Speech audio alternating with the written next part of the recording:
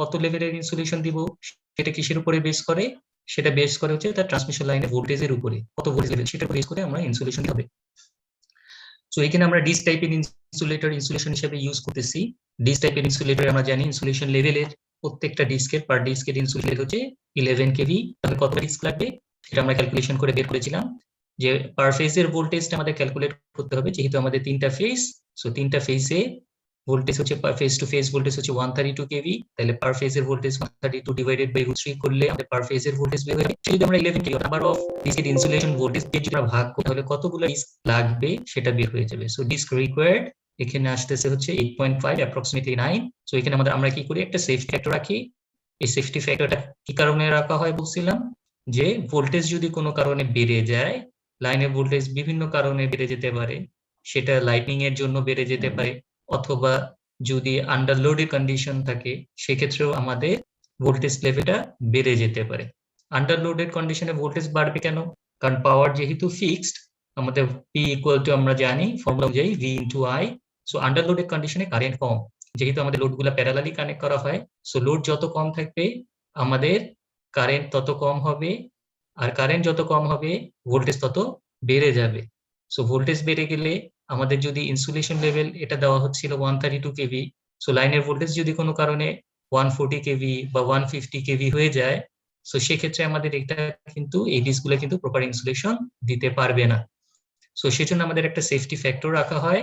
সেই safety ফ্যাক্টরটা normal convention 1.5। So 1.5 যদি রাখা হয় তাহলে 1.5 কে নাম্বার অফ ডিস্ক যেটা রিকোয়ার্ড সেটা দিয়ে যদি গুণ করি তাহলে কতগুলো ডিস্ক লাগবে সেটা বের হয়ে যাবে। সো এখানে আমরা দেখতে পাচ্ছি যে 13 পিস ডিস্ক যদি আমরা পরপর স্ট্রিং আকারে মালার মতন কানেক্ট করি তাহলে কি হবে, সে ওভার ভোল্টেজ কন্ডিশনেও প্রপার ইনসুলেশন দিতে পারবে, অর্থাৎ কোনো লিকেজ কারেন্ট ফ্লো হবে না বা লাইন টু গ্রাউন্ড ফল্ট হবে না। সো এটা ছিল হচ্ছে গিয়ে লাইন টু গ্রাউন্ড ফল্ট হওয়ার মেইন রিজন, যে কি কারণে লাইন টু গ্রাউন্ড ফল্ট হতে পারে নরমাল কন্ডিশনে। ঠিক আছে, যে ইনসুলেশন যদি ব্রেকডাউনে চলে যায় অথবা যদি ফ্ল্যাশ ওভার হয় তাহলে কিন্তু আমাদের এই লাইন টু গ্রাউন্ড ফল্ট হবে। ফ্ল্যাশ ওভার হবে যখন হাই ভোল্টেজ হবে, তখন এখানে ফ্ল্যাশ ওভার হবে, তখন কিন্তু এদিক দিয়ে একটা কারেন্ট ফ্লো করার প্রভিশন ক্রিয়েট হয়ে যায়। আর যদি ফেলিয়ার অফ ইনসুলেটর হয়, অর্থাৎ ইনসুলেটর যদি ড্যামেজ থাকে, সেক্ষেত্রে আমাদের প্রপার ইনসুলেশন থাকবে না, ইনসুলেশন লেভেল কমে যাবে, সেক্ষেত্রে আমাদের একটা লাইন টু গ্রাউন্ড ফল্ট হওয়ার পসিবিলিটিস থাকে। আর line to line fault R line to ground fault এগুলো খুব রেয়ার, এবং এটা সাধারণত মনসুন সিজনে হয়। যখন আমাদের লাইন গুলো আছে তখন আমাদের কি হয়, একটা লাইন আর একটা লাইন সাথে কানেক্টেড হয়ে যেতে হয়, সো তখন লাইন টু লাইন ফল্ট হবে। আর যদি কোনো গাছের সাথে দুইটা লাইন কানেক্টেড হয়ে যায় তখন এটা লাইন টু গ্রাউন্ড ফল্ট হবে। তো এ পর্যন্ত ছিল আমাদের লাস্ট ক্লাসের, অল্প একটু রিভিউ করলাম। এ পর্যন্ত যদি কারো কোনো প্রবলেম থাকে তাহলে বলতে পারো, আর না হলে আমরা সামনে চলে যাব। হ্যালো, কথা শোনা যাচ্ছে? Yes sir. কারো কোনো কনফিউশন আছে? আচ্ছা, আমাদের আজকের লেকচারের মেইন টপিকস আমরা চলে যাই। কনসিকুয়েন্স অফ ফল্ট, অর্থাৎ ফল্ট হলে কি হবে, ফল্ট হলে আমাদের কেন আমরা প্রোটেকশন দিই, সেটার জন্য আমাদের ফল্টের যে এফেক্টটা, আফটার এফেক্টটা, সেটা কি হবে সেটা একটু দেখে নিই আমরা। তো fault causes two types of damage, দুই ধরনের ড্যামেজ করে ফল্ট হলে আমাদের দুই ধরনের ড্যামেজ হয়। একটাকে আমরা বলি থার্মাল ড্যামেজ আর আরেকটাকে আমরা বলি ইলেকট্রোডাইনামিক্স ড্যামেজ। এই দুইটার মধ্যে ডিফারেন্সটা একটু ভালো করে বুঝো। সো থার্মাল ড্যামেজটা কি? ইট অকার slowly as it is related to the temperature, depends on thermal withstand capability of insulation. So এখন এটা কি বলতেছি, থার্মাল ড্যামেজটা এটা টেম্পারেচারের উপরে ডিপেন্ডেন্ট, অর্থাৎ টেম্পারেচার যদি বেড়ে যায়, টেম্পারেচার কখন বাড়বে, যখন ওভারলোড হবে। ওভারলোডের ক্ষেত্রে কি হবে, কারেন্ট বাড়বে, কারেন্ট বাড়লে কি হবে, আইস করার লস বাড়বে, আইস করার লস বাড়লে হিট বাড়বে, আইস করার লসটা যেহেতু হিট আকারে হয়, সো হিট বাড়বে, হিট বাড়লে কি হবে, এর চারপাশে যে ইনসুলেশনটা আছে সেই ইনসুলেশনটা ড্যামেজ হয়ে যাবে। ফর এক্সাম্পল, একটা ওয়্যারে ধরো 5 অ্যাম্পিয়ার কারেন্ট কন্ডাক্ট করতে পারে, মানে 5 অ্যাম্পিয়ার কারেন্ট ক্যারি করতে পারে ম্যাক্সিমাম।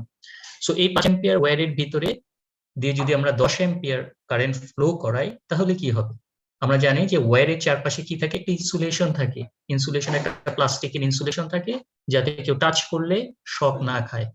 সো এটা যদি এই ইনসুলেশনের যে উইথস্ট্যান্ড ক্যাপাবিলিটি এটা যদি 5 অ্যাম্পিয়ারের জন্য হয়ে থাকে, তার মানে 5 অ্যাম্পিয়ার পর্যন্ত এই প্রপার ইনসুলেশন দিতে পারবে। কিন্তু 5 অ্যাম্পিয়ারের বেশি কারেন্ট যদি যায় তাহলে আইস করার লসটা হিট আকারে ডিসিপেট হবে, যার ফলে আমাদের এই তারের চারপাশে যে ইনসুলেশনটা আছে সেটা কি হয়ে যাবে, মেল্টেড হয়ে যাবে।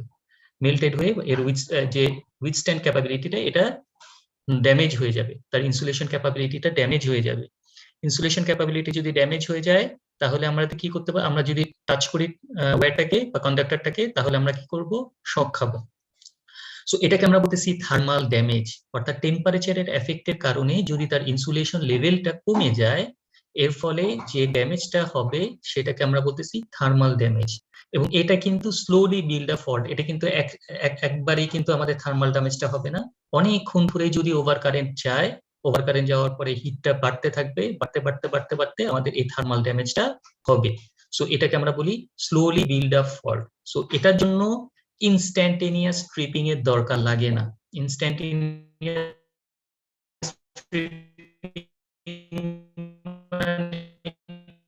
কি সাথে সাথে আইসোলেট করা সিস্টেম, কারণ কি এটা হচ্ছে কন্ডিশন হয়, সেই কন্ডিশনটাকে আমরা আন্ডারলোডে কনভার্ট করতে পারি, ইজিলি আন্ডারলোডে কনভার্ট করতে পারি, ঠিক আছে? সেটা লোড শেডিং এর মাধ্যমে বলো বা লোডকে ডিসকানেক্ট করার মাধ্যমে বলো, আমরা কি করতে পারি, ওভারলোডকে আন্ডারলোডে কনভার্ট করতে পারি।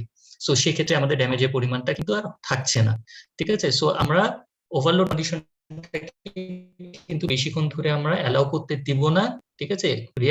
আমাদের যদি এমার্জেন্সি কেস হয় সেক্ষেত্রে কিছু সময় আমাদের ওভারলোড কন্ডিশন রাখা যেতে পারে, কিন্তু ওভারলোড কন্ডিশনটাকে বেশি ধরে সিস্টেমের মধ্যে রাখা যাবে না। তাহলে কি ড্যামেজ হবে, থার্মাল ড্যামেজ হবে, যেটা হিট আকারে তার ইনসুলেশনটাকে ড্যামেজ করে ফেলবে। সো এটার জন্য আমরা ইনস্ট্যান্টেনিয়াস স্ট্রিপিং, হ্যাঁ কারো কোনো কোশ্চেন থাকলে বলো। আচ্ছা, এ পর্যন্ত কারো কোনো কোশ্চেন আছে থার্মাল ড্যামেজে? আচ্ছা, সো এখানে আমরা ইনস্ট্যান্টেনিয়াস ট্রিপিং কেন করি না, যে সাথে সাথে ওভারলোড হলেই আমরা ট্রিপি করব না কেন? ফর এক্সাম্পল, একটা ট্রান্সমিশন লাইনের সাথে বিভিন্ন এরিয়া কানেক্টেড থাকে। সো এখন ট্রান্সমিশন লাইনটা যদি ওভারলোডেড হয়ে যায়, এটাকে যদি আমরা ট্রিপ করাই বা সিস্টেম থেকে আইসোলেট করাই তাহলে কি হবে, আমাদের এই ট্রান্সমিশন লাইনের সাথে বিভিন্ন এরিয়া যেগুলো কানেক্টেড লোড হিসেবে সেগুলো কি হয়ে যাবে, বারবার ডিসকানেক্টেড হয়ে যাবে। সো লোড ইন্টারাপশন অনেক বেশি হবে। সো আমরা চাই কি, আমরা জানি সাপ্লাই কন্টিনিউটিটা যেন সিস্টেমের মধ্যে সবসময় প্রেজেন্ট থাকে, সাপ্লাই কন্টিনিউটি যেন আমরা সাপ্লাই কন্টিনিউটিটাকে আমরা ইন্টারাপ্ট করতে চাই না, সহজে ইন্টারাপ্ট করতে চাই না, যেহেতু এটা স্লোলি বিল্ড আপ ফল্ট এবং এই ফল্টটা কোনো মেজর টাইপের ফল্ট না। সো এই জন্য এটাকে যদি আমি বারবার লাইনটাকে ইন্টারাপশন করি তাহলে আমাদের লোডটা বারবার ইন্টারাপ্টেড হবে। সো এই কারণে এই থার্মাল ড্যামেজে আমরা ইনস্ট্যান্টেনিয়াসলি ট্রিপিং এর দরকার, আমরা ইনস্ট্যান্টেনিয়াস ট্রিপিং করি না, আমরা এটাকে টাইম ডিলেড ট্রিপিং করি, একটু সময় পরে। যদি অনেক সময় থাকে তখন তো আমাদের, যেহেতু আমাদের এর চারপাশে ইনসুলেশনটা ড্যামেজ হয়ে যাবে, সে কারণে আমরা একটু টাইম ডিলে দিয়ে তারপরে সেটাকে পাই। এটা কি বুঝতে পারছো থার্মাল ড্যামেজটা? Yes, sir. আচ্ছা, থার্মাল ড্যামেজের পরে এরপরে আসো, ফল্ট হলে আরেক ধরনের ড্যামেজ হতে পারে, সেটাকে আমরা বলতেছি ইলেকট্রোডাইনামিক্স ড্যামেজ। অর্থাৎ যখন শর্ট সার্কিট হয়, আমরা জানি শর্ট সার্কিট কারেন্টের ম্যাগনিটিউডটা কি থাকে, অনেক থাকে। তাহলে কি হবে, ফর এক্সাম্পল একটা ট্রান্সফরমারের ভিতরে শর্ট সার্কিট হচ্ছে। সো ট্রান্সফরমারের ভিতরে যদি শর্ট সার্কিট হয় তাহলে কারেন্টের ম্যাগনিটিউড কি হবে, অনেক যাবে। সো কারেন্টের ম্যাগনিটিউড যদি বেড়ে যায় কয়েলের ভিতরে, আমরা জানি কারেন্ট ক্যানি কন্ডাক্টরের ভিতর দিয়ে যখন কারেন্ট পাস করে তখন কি হয়, এর চারপাশে একটা ইলেকট্রিক ফিল্ড ক্রিয়েট হয়। সো এই ইলেকট্রিক ফিল্ডের কারণে কারেন্ট যত বেশি হবে ইলেকট্রিক ফিল্ডের স্ট্রেংথও তত বেশি হবে, কারেন্ট যত বেশি হবে ইলেকট্রিক ফিল্ডের স্ট্রেংথও তত বেশি হবে। সো এই ইলেকট্রিক ফিল্ডের মধ্যে যদি তার ট্রান্সফরমারের চারপাশে, কারেন্ট ক্যারি কন্ডাক্টরের চারপাশে কি থাকে, যে ট্রান্সফরমারের বডিটা থাকতে পারে বা মেটাল প্লেট থাকতে পারে। সো ট্রান্সফরমারের বডিটা যদি থাকে তাহলে এই বডির মধ্যে যেহেতু rate of change of flux হচ্ছে, এই যে ইলেকট্রিক ফিল্ড, এটাকে আমরা বলতেছি rate of change of flux. আর rate of change of flux এর কারণে কি হবে, আমাদের এই ট্রান্সফরমারের বডির ভিতরে একটা কারেন্ট ফ্লো করবে, ঠিক আছে? সেটা হচ্ছে ইনডিউসড প্রসেসে, এটা সরাসরি না। এই রেট হচ্ছে গিয়ে হাই কারেন্ট যখন যাবে, এই হাই কারেন্টের কারণে আমাদের ম্যাগনেটিক ফিল্ডের স্ট্রেংথটাও অনেক বেশি থাকবে। এই স্ট্রেংথের কারণে আমাদের rate of change of flux হবে, সেই রেট অফ চেঞ্জ অফ ফ্লাক্সের কারণে ট্রান্সফরমারের বডির মধ্যেও একটা লিকেজ কারেন্ট ফ্লো হবে। সো এই লিকেজ কারেন্টের কারণে আমাদের কি হবে, এই কারেন্টের কারণে আবার এই ট্রান্সফরমারের বডির চারপাশে আবার আরেকটা ইলেকট্রিক ফিল্ড ক্রিয়েট হবে। সো এখন দুইটা ইলেকট্রিক ফিল্ড, একটা হচ্ছে মেইন ইলেকট্রিক ফিল্ড যেটা কন্ডাক্টরের ভিতরে কারেন্ট পাস করার জন্য হচ্ছে, আর আরেকটা ইলেকট্রিক ফিল্ড জেনারেট করতেছে কি কারণে, এটা হচ্ছে ইনডিউসড প্রসেস। ঠিক আছে, ইনডিউসড প্রসেসে ট্রান্সফরমারের বডির ভিতরে একটা কারেন্ট ফ্লো করছে এবং তার ফলে আরেকটা ইলেকট্রিক ফিল্ড ক্রিয়েট হচ্ছে। সো এই দুইটা ইলেকট্রিক ফিল্ড, একটা ইলেকট্রিক ফিল্ড আরেকটা ইলেকট্রিক ফিল্ডকে অপোজ করবে। অপোজ করার জন্য তাদের একটা ফোর্স ডেভেলপ করবে যেটাকে আমরা বলি রিপেলিং ফোর্স।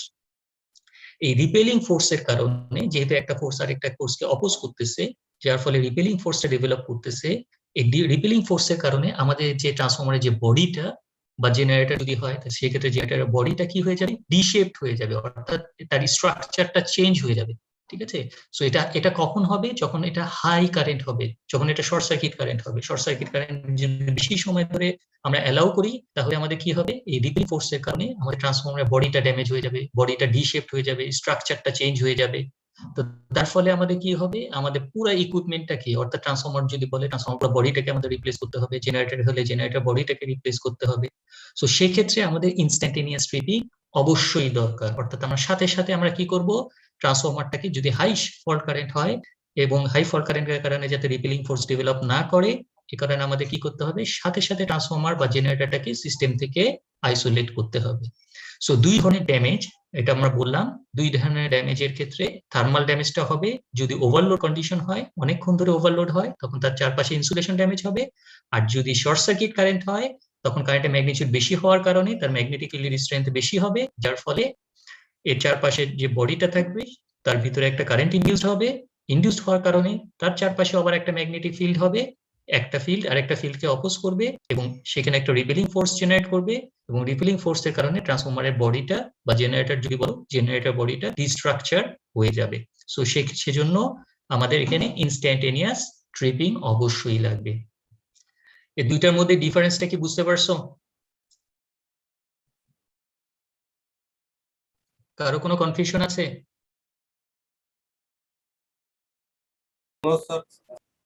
আচ্ছা, সো এই দুই ধরনের ড্যামেজ আমাদের ফল্ট হলে হয়, এটা আমাদের মাথায় রাখতে হবে। কেন আমরা ফল্ট হলে প্রোটেকশন দিই? সো এই ইকুইপমেন্টের কি ড্যামেজ হতে পারে, অ্যাকচুয়ালি ইনসুলেশন ড্যামেজ, আর হচ্ছে তার স্ট্রাকচারও ড্যামেজ হতে পারে।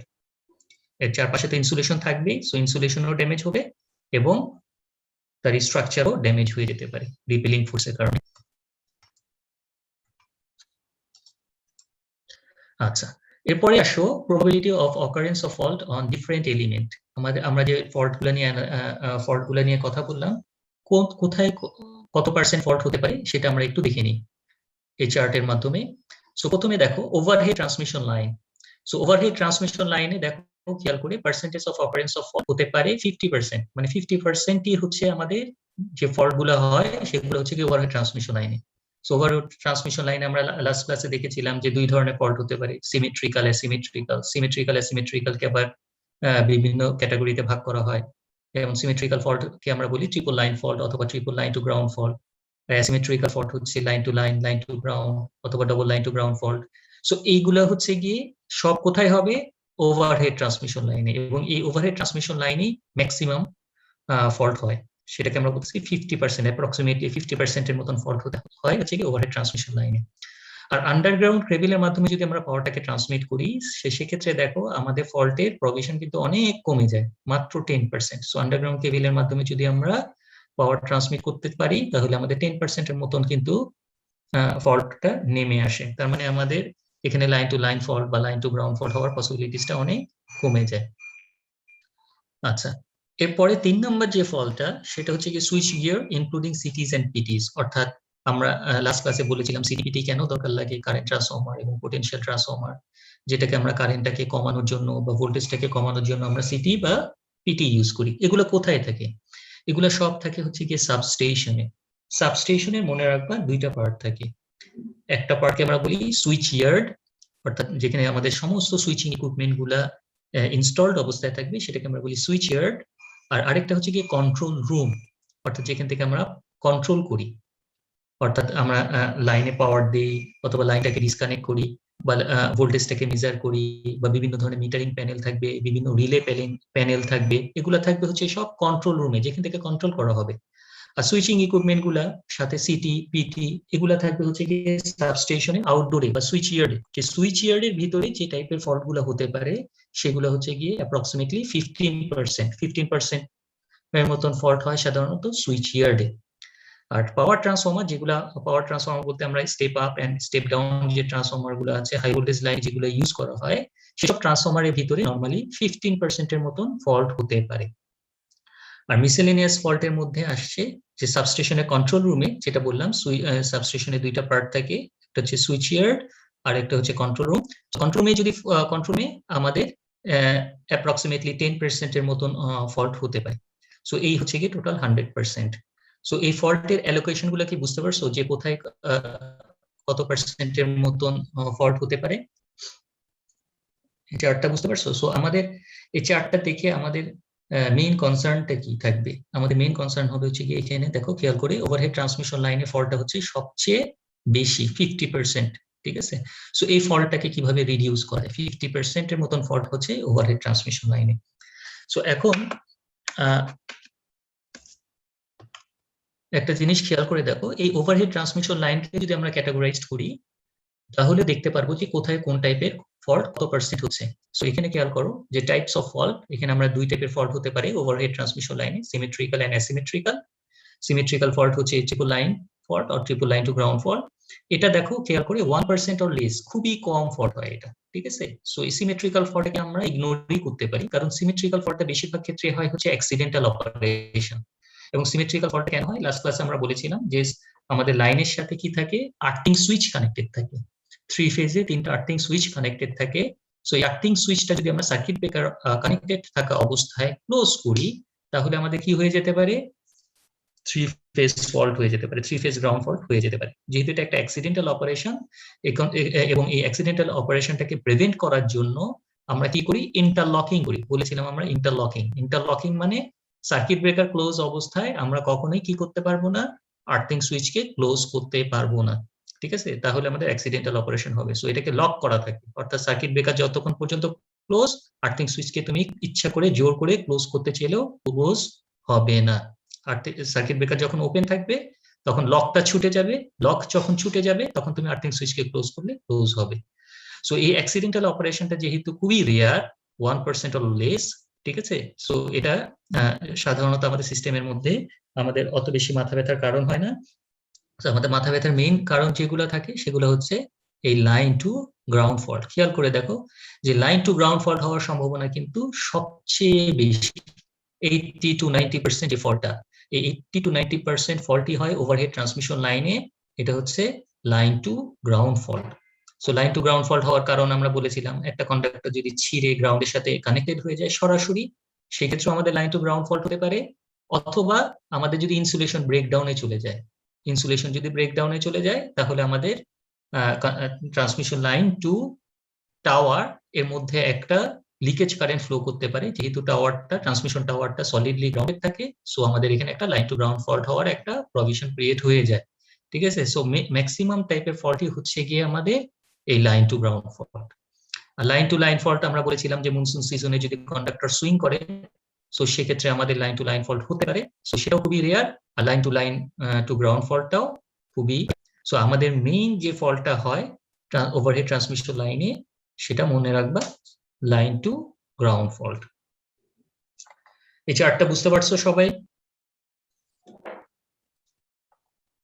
কোশ্চেন থাকলে বলবা। আচ্ছা, তো এই যে ফল্ট গুলো আমরা বললাম, বিভিন্ন ধরনের ফল্ট গুলো আমরা বললাম, এই ফল্ট গুলাকে আমরা আবার দুইটা ক্যাটাগরিতে ভাগ করতে পারি।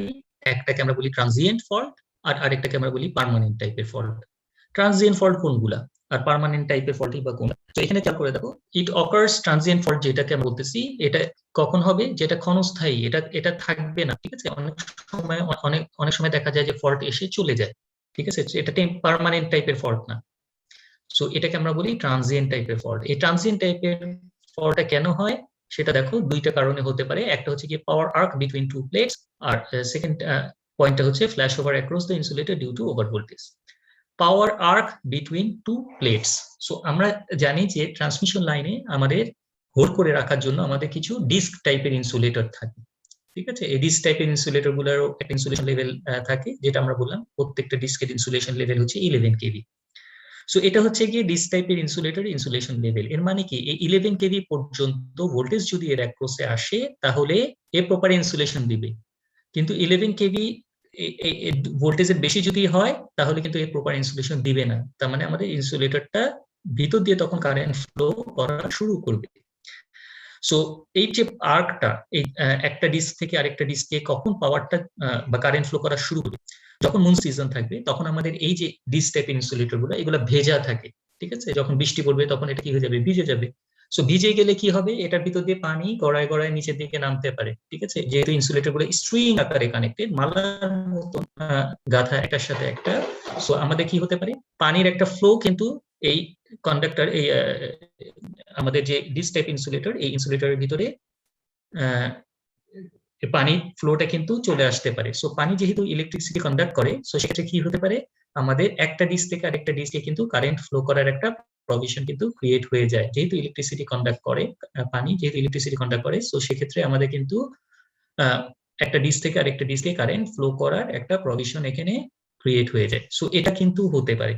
ঠিক আছে, এটা কোন কোন ক্ষেত্রে হবে, যখন আমাদের এই ইনসুলেটর গুলো ভেজা অবস্থায় থাকবে। সো এটা ভেজা তো সবসময় থাকবে না, এটা সাধারণত আমাদের এই প্রবলেম গুলো হয় হচ্ছে গিয়ে যখন ঝড় বৃষ্টি হয় তখনই কিন্তু আমাদের এই প্রবলেম গুলা হতে পারে। সো এটা কিন্তু ট্রানজিয়েন্ট টাইপের ফল্ট। ঠিক আছে, এটা কিন্তু সব সময় হবে না। বৃষ্টি চলে গেলে বা ইনসুলেটর যদি মানে শুকায় যায় তখন কিন্তু আবার তার ইনসুলেশন কিন্তু ব্যাক করবে, তখন কিন্তু তার ভিতর দিয়ে কিন্তু কারেন্ট ফ্লো করবে না।